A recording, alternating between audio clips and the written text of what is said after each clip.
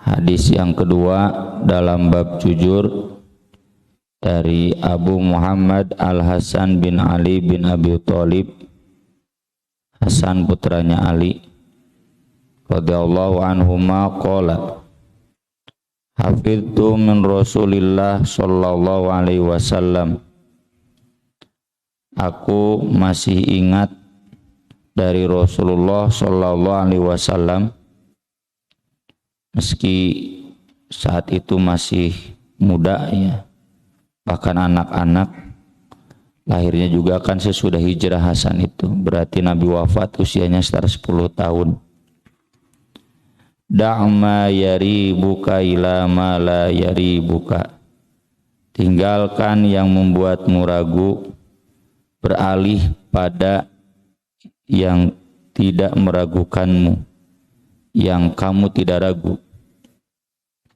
Fa inna sidqatu ma'ninatun, karena kebenaran dan kejujuran itu menenteramkan. Wal kadhiba ribatun, sedangkan dusta itu meresahkan, meragukan. Ma'nahu, kata Imam An-Nawawi, utruk ma tasyukku fi hillihi, tinggalkan yang kamu ragu kehalalannya. Wa'dil ila ma la tasyukku fi, dan beralihlah kepada yang kamu tidak ragu kehalalannya. Para ulama termasuk Imam Bukhari menuliskan hadis-hadis ini di dalam bab muamalah buyu, transaksi dagang. Dalam dunia dagang ada banyak hal-hal yang syubhat. Dalam dunia ekonomi ada banyak hal-hal yang meragukan. Baik meragukan itu sebetulnya tidak meragukan jual beli biasa, cuma ini barangnya meragukan. Barang dari mana kok bisa begini gitu. Ketika kita mengambil, itu berarti kita sudah tidak jujur dengan diri kita. Kita sudah berbohong dengan hati nurani kita, karena kita membiarkan kita hidup dalam keraguan, ketidakjelasan. Transaksi-transaksi ekonomi yang goror istilahnya itu banyak. Hari ini apalagi ada kripto, ya, ada ya NFT dan lain sebagainya yang trading, ya. Yang jual belinya enggak real, cuma beli ya, lalu nanti kita tunggu naik turunnya gambling. Hal-hal yang semacam itu meragukan dan harus ditinggalkan. Pindah pada yang tidak meragukan. Apa yang tidak meragukan itu? Ya yang jelas real jual beli. Dan itu yang mempertahankan ekonomi kita dalam krisis itu ekonomi real. Ekonomi real itu yang nyata, bukan ekonomi yang tidak nyata. Termasuk diantaranya jual beli saham, ya, yang pialang-pialang saham itu banyak hal-hal yang meragukannya. Termasuk dalam hal ini ketika kita berinteraksi dengan bank, bahkan itu bank syariah, ya, ketika kita tahu ini teh kok syariah tapi kok begini, itu berarti kita ragu halalnya. Tinggalkan. Udahlah yang pasti-pasti. Non yang pasti teh nabung heula geus boga duit kara meuli gitu. Daril itu. Wasta'inu bisobri wassalah. Can kuat can mampu sabar. Teu kuat sabarna salat. Salatnya bagus kualitasnya, diperbanyak kuantitasnya. Dan ini yang nanti jadi prinsip juga ya dalam fikih secara umum, al yakin la yuzalu bisyak. Kita harus pilih yakin, tinggalkan yang syak, dan yang ragu itu enggak usah kemudian mengganggu keyakinan kita. Contoh dalam sholat, Bapak ragu 2 atau 3, Mana yang meyakinkan? Dua. Kada yang ngajawab tilu bohong. Yakin dua itu sudah, cuma yang tiga sudah belum, ragu, pilih yang dua. Ragu nih sudah masuk Ramadan atau belum? Yang yakinnya apa? Masih Sya'ban. Pilih itu. Ya. Ini cina yang lain katanya udah masuk Ramadan, padahal hilal belum terlihat. Ini meragukan, padahal kata Nabi standar awal bulan itu hilal. Selama belum terlihat kata Nabi genapkan, pastikan, karena yang yakin itu Sya'ban. Al aslu baqau makana la makana. Ya. Termasuk dalam hal-hal nanti ikhtilaf fikih. Kalau memang masih meragukan, tinggalkan saja. Ya, amalkan yang meyakinkan. Ya. Meski memang di sini ya nanti kadar ragu itu beda-beda. Ada standar awam, ada standar ulama. Buat ulama mungkin tidak meragukan, pasti. Ya. Tapi buat awam ini meragukan. Maka dari itu dalam hadisnya juga la ya'lamuhunna katsirun minan nas. Masyarakat awam bisa jadi banyak hal yang meragukannya, maka dari itu udah tinggalkan, carilah yang sekiranya jelas disepakati, ya, disepakati oleh para ulama. Meski ya kalau dalam fikih ini sedikit-sedikit sensitif lah, cuma ini menunjukkan bahwa kita harus tetap memilih yang meyakinkan. Bapak dapat uang, uangnya nggak jelas, gaji lain, naon lain, pokoknya ini uangan jangan diterima. Ya. Yang nggak jelas jangan diterima. Namanya itu komisi bagi hasil, naon lah istilahnya, tapi nggak jelas, jangan diterima. Karena itu termasuk mengkhianati kejujuran dalam hati. Nanti kesananya akan muncul mental yang tidak memprioritaskan kejujuran, transparan. Ya. Kemudian hadis yang ketiga dari Abu Sufyan, Sokhr bin Harb. Ini dalam hadis yang panjang fi qissati Hiraqla, dalam kisah Heraklius, Kaisar Romawi Timur, yang berdialog dengan Abu Sufyan menanyakan tentang Nabi Muhammad SAW. Qala Hiraqlu, kata Heraklius, famada ya'murukum, apa yang diajarkan kepada kalian, yakni Nabi SAW. Abu Sufyan menjawab, aku berkata, dia mengajarkan ubudullaha wahdahu wa la tusyriku bi syai'a. Beribadahlah kepada Allah yang esa, jangan menyekutukannya dengan sesuatu apapun. Watruku ma yaqulu abaukum, tinggalkan apa yang diajarkan orang tua kalian, tentunya yang sesat, yang musyrik. Wa ya'muruna bis shalah was-sidqi wal afaf was-silah.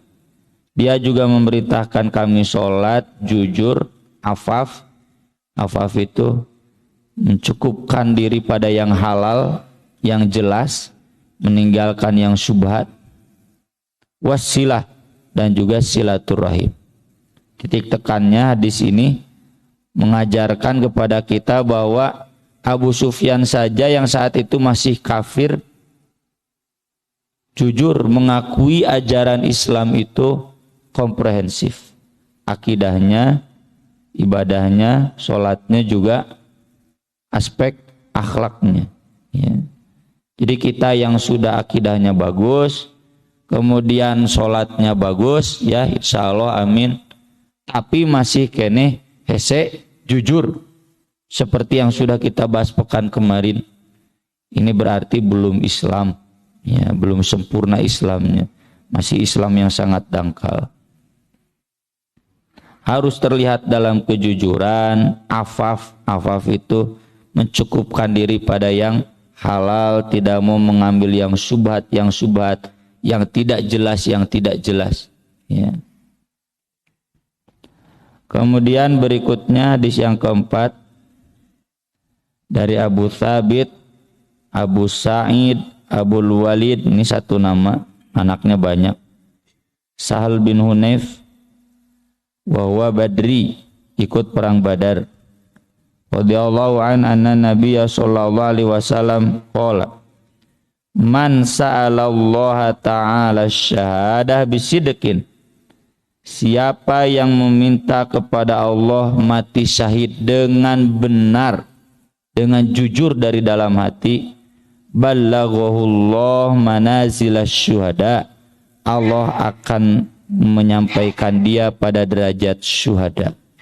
Wa in mata ala firashihi, meskipun dia mati di atas kasurnya, meskipun tidak mati di medan perang. Kalau dalam hadis yang lain, siapa yang mati tidak pernah perang dan tidak pernah terlintas ingin perang, man mata walam yaghzu walam yuhdith nafsahu bil ghazwi mata ala syu'batin minan nifaq, dia berarti mati dalam sebagian kemunafikan. Munafik itu kan bohong, ya, sudah kita bahas kemarin ayatnya. Wala ya'lamanna Allahu alladhina shadaqu wala ya'lamannal kadzibin. Itu dijelaskan ayat berikutnya. Wala ya'lamanna Allahu alladhina amanu wala ya'lamannal munafiqin. Orang yang jujur beriman, orang yang bohong munafik. Apa standarnya? Perang, jihad. Ada enggak dia keseriusan ingin jihad? Ada enggak dia keseriusan ingin mati syahid? Cirinya apa? Fangfiru thubatin awingfiru jami'a, mau sendiri mau banyak ngabring. Ya, sendiri ngabring maksudnya indit. Orang kan kadang terpengaruh, ya. Ya kayak kerja bakti ningali loba ngilu saeutik ah centeu gitu. Pengajian loba nya ngilu saeutikan henteu. Nah itu berarti komitmennya masih kurang, ya. Di masjid mun ramean ngilu nya nu teu rame gak ikut, ini komitmennya masih kurang, kejujurannya. Dan hadis-hadis seperti ini sama dengan hadis-hadis yang lain, ya, yang sering saya bahas di majelis-majelis online. Di antaranya Nabi SAW bersabda, orang yang melihat orang kaya berilmu, banyak berderma, lalu dia dalam hatinya dengan jujur, saya kalau punya harta saya akan seperti dia. Itu meskipun dia miskin dan tidak berderma seperti orang kaya yang soleh itu, bahwa shadiqun niyah, asal niatnya jujur, fa ajruhu ma sawa, pahalanya sama. Jadi di sini pentingnya kejujuran. Kejujuran itu komitmen. Termasuk Bapak itu ingin seperti Ustadz Aceng, hayang juga Ustadz Ucu, soleh, pintar, mana teka taekan, teka taekan, teka waktuan, ya. Tapi ada komitmen, insya Allah, ya. Menurut hadis ini pasti bapak-bapak itu sederajat dengan Ustadz Aceng, dengan Ustadz Ucu. Meski tentu hari persis pisan memual kata para ulama. Kenapa? Walikulling darajatum mimma amilu. Saya ini cinta Nabi betul tulus. Meski saya tidak bisa beramal seperti Nabi, itu kan hadisnya banyak. Bagaimana kata Nabi? Almar'u ma'aman ahabba, orang itu akan membersamai orang yang dia cinta. Asal bener we cintana, bukan cinta gombal, cinta palsu, cinta buaya. Betul. Dan di sini yang tahu betul tidak kita dan Allah. Ya, nggak usah ngomong saya itu betul, saya ini ingin seperti Imam Syafi'i, itu diomong-omong. percuma, justru bisa jadi bohong gitu. Mari kita tanamkan kejujuran, mari kita tanamkan komitmen yang tinggi. Dah tinggal lihat tuh, ongko hayang jika Nabi dermawan, hari sekali boga duit, bukan didermakan malah balanja. Ongko hayang boga budak soleh jika Imam Bukhari, sekali punya uang bukannya bayaran ke pesantren, meuli sepeda mah bisa, ulin mah bisa. Mana komitmennya? Nah, di sini penting, dan ini yang nanti menentukan kita ini orang beriman, orang munafik. Bukan dalam syuhada saja, dalam semua. Kalaupun kita belum mampu mengamalkannya, bapak-bapak, ibu-ibu, yang penting ada kejujuran dalam hati. Kalau sama sekali nggak ada, munafik berarti. Nggak ada komitmen, nggak ada target dalam hidupnya itu.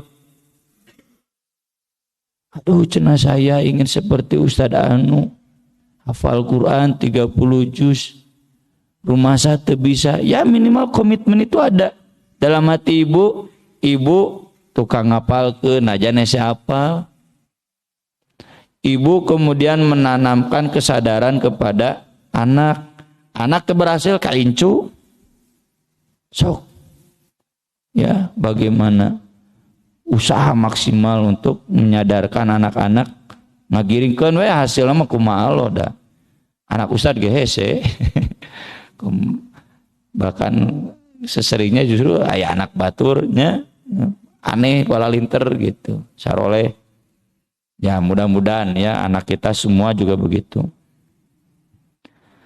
Kemudian hadis yang berikutnya dari Abu Hurairah radhiyallahu anhu qala Rasulullah sallallahu alaihi wasallam wa za nabiyyun minal anbiya shalawatullah wassalamu alaihim. Ada satu nabi dulu di umat sebelum kita yang berperang, tidak disebutkan nama nabinya siapa, walau alam.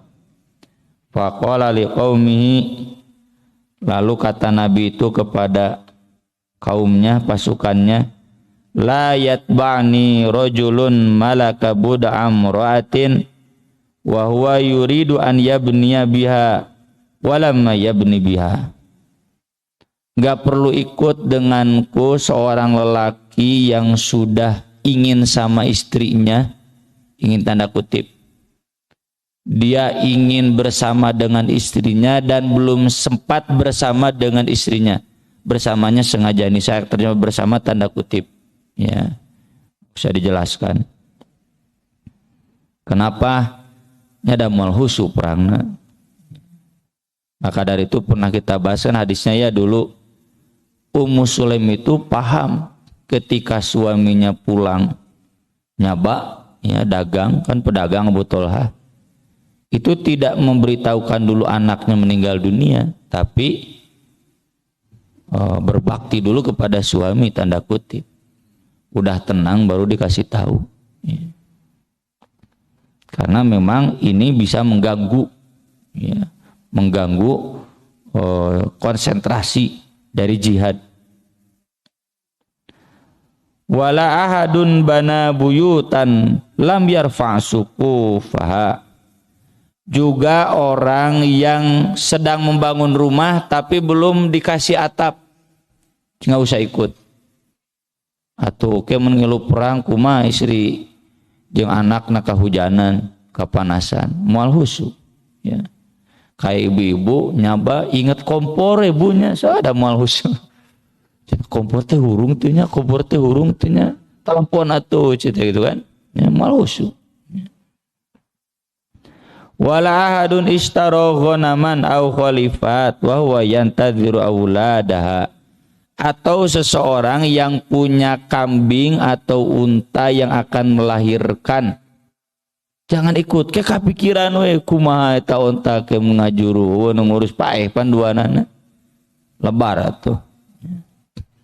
Ini tentunya karena jihadnya jihad fardu kifayah.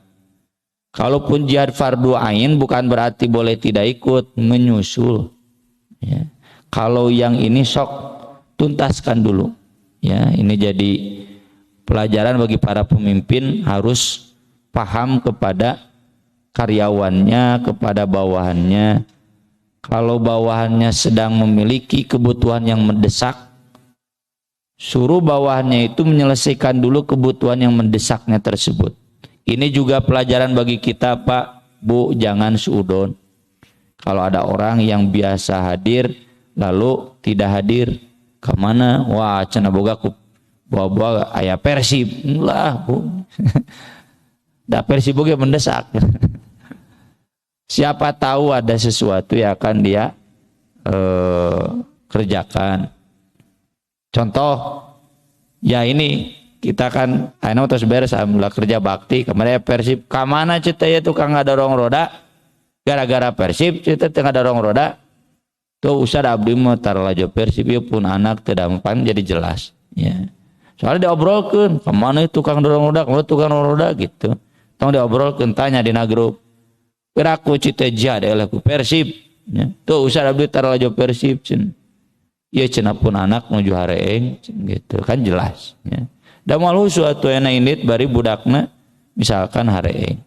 Kecuali dalam hal-hal yang memang tidak madorot. Saya sering bilang kalau ke para pemuda, memang kutu ditinggalkan cager cete gitu. Da anggar mau cager geus kade ngaji heula pirage saja ke balik deui cete gitu. Kemudian Fagoza, lalu Nabi itu pun berperang. Fadara minal qaryah salat al-asr au qoriban min dalik. Ketika dia dekat ke satu daerah tempat perangnya, ternyata menjelang salat asar. Faqala lisamsi, Nabi itu berkata kepada matahari, innaki ma'murah wa ana ma'mur.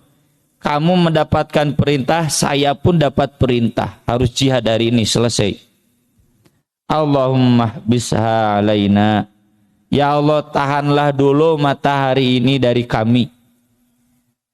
Ini bisa maknanya dohir, sangat mungkin ya. Bagi Allah tidak susah menahan matahari. Atau bisa maknanya kiasan. Apa makna kiasan deh? Selesaikan dengan segera tugas kami sebelum matahari terbenam. Maksudnya mengadoa itu.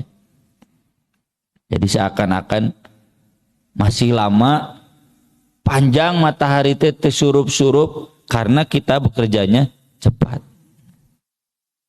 Fahu bisat hatta fatahallahu alaih, maka tertahanlah matahari itu sampai Allah memberikan kemenangan kepada Nabi tersebut dan pasukannya. Jadi maksud tertahan itu bisa dohir, ya Allah tidak sulit menahan matahari telat terbenam. Bisa juga dalam makna normal, cuma dipercepat ya perangnya sehingga selesai dan matahari belum terbenam. Mengapa? Karena memang kalau matahari terbenam, perang harus berhenti. Kenapa perang harus berhenti? Bisi salah maihan atau can usum center baheula ya. Belum zaman listrik. Makanya kata Nabi SAW, kalau maghrib sudah selesai, yang dilanjut. Nah, itu cenah Jenderal Sudirman perang gerilya menangkap Belanda teh eta mah ijtihad ya. Bae da caang.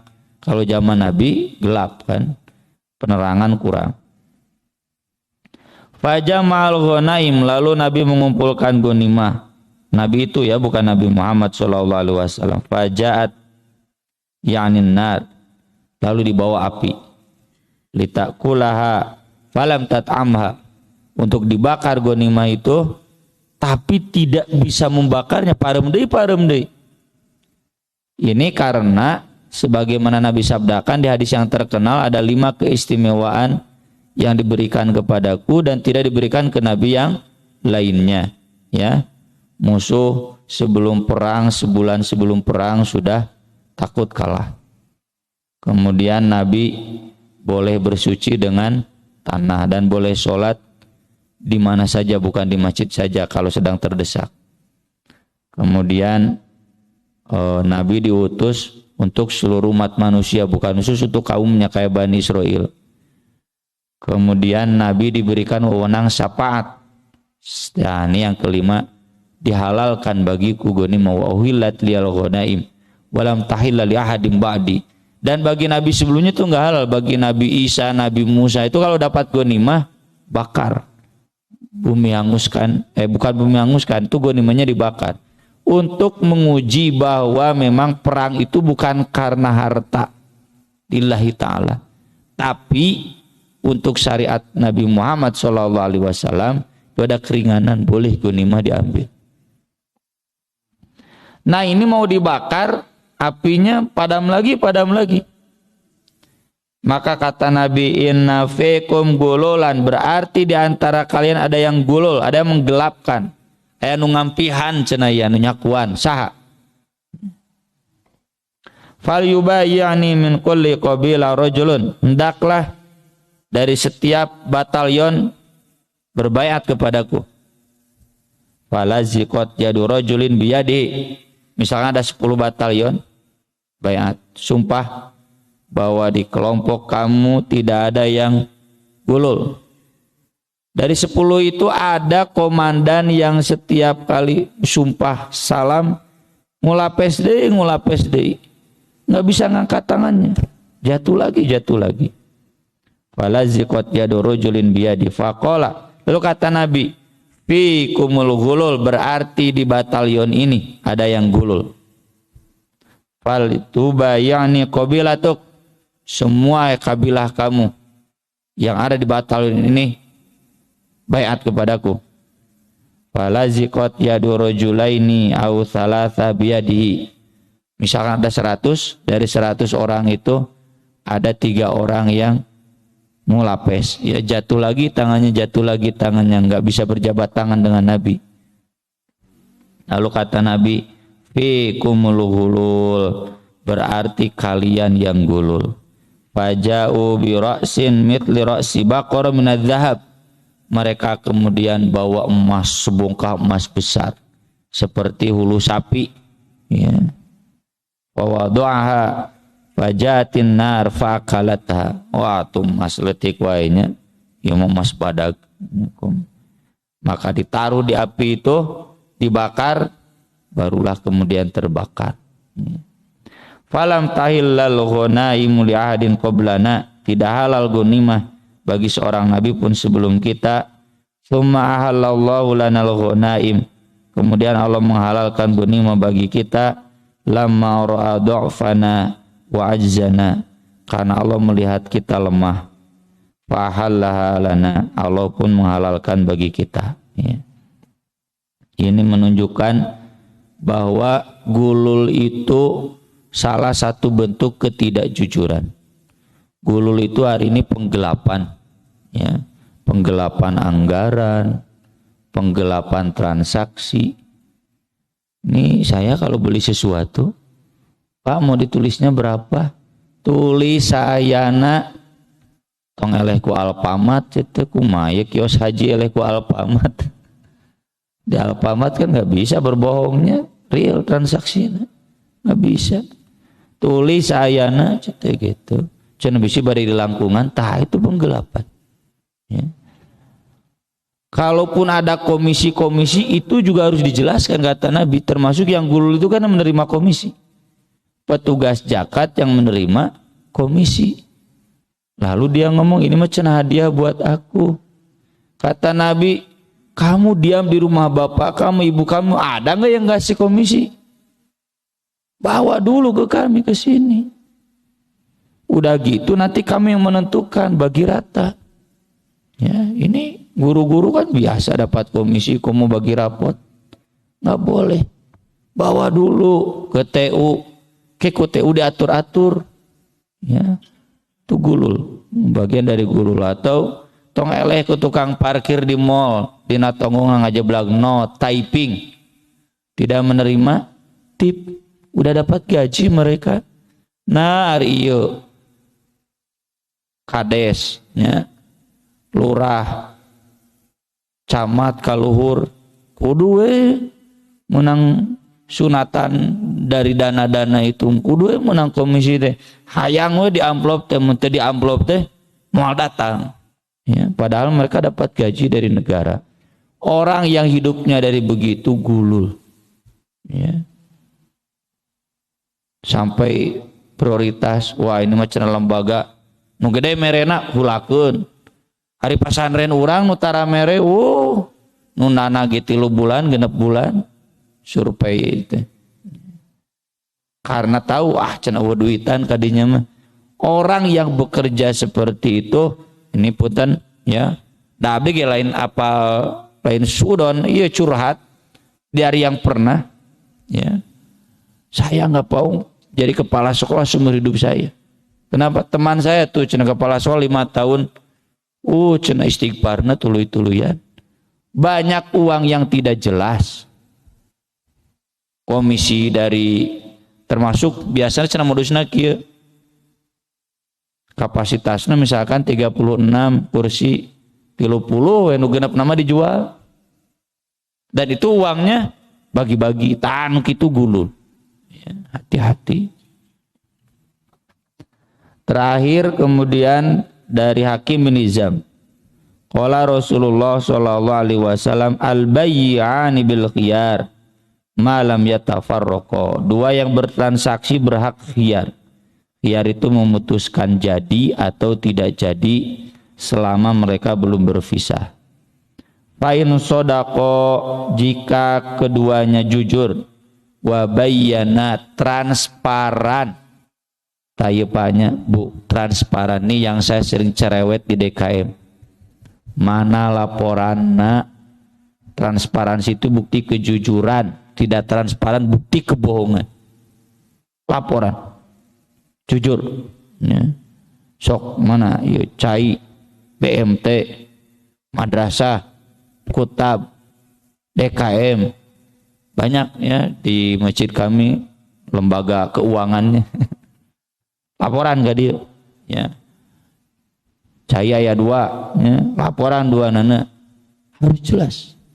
Ketika kita tidak bisa transparan, punten, itu berarti ada yang gulul.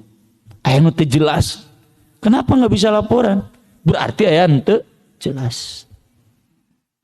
Burika lauma fi bai'ihima, diberkahi bagi mereka transaksi mereka. Wa in kadzaba wa katama, jika mereka berbohong dan menyembunyikan. Nah ini kalau kita menyembunyikan, tidak mau laporan transparan, berarti ada yang bohong. Kenapa nggak mau transparan? Berarti sadar aya anu salah. Muhiqat barokatu bai'ima, akan dihilangkan keberkahan transaksi mereka. Sampai saya dikomen ya oleh orang tua santri, nah cenah aya sakola nu kieu laporan nu transparan jeung aya minus 7 juta. Jelas cenah rotibah guru sabaraha, pengeluaran apa saja. Nya ngara apal tahu urang teh teu neangan duit gitu. Harus jelas ini kita ya. Enggak usah ditutup-tutup. Mun aya untung bejakeun, mun aya saldo biasa di awal-awal mah bulan pertama ya we saldo teh itu semester kedua minus we. Ada saldo 50 juta bejakeun, saldo 50 juta misalkan. Transparan. Dan dikemanakan uangnya itu jelas ya. Ketika kita tidak bisa seperti ini berarti ada unsur sesuatu ya. Makanya wayah transparan, termasuk dalam jual beli harus jelas. Kalau perlu kita menjelaskan, nah ini begini, haruslah percaya, itu mah tenang.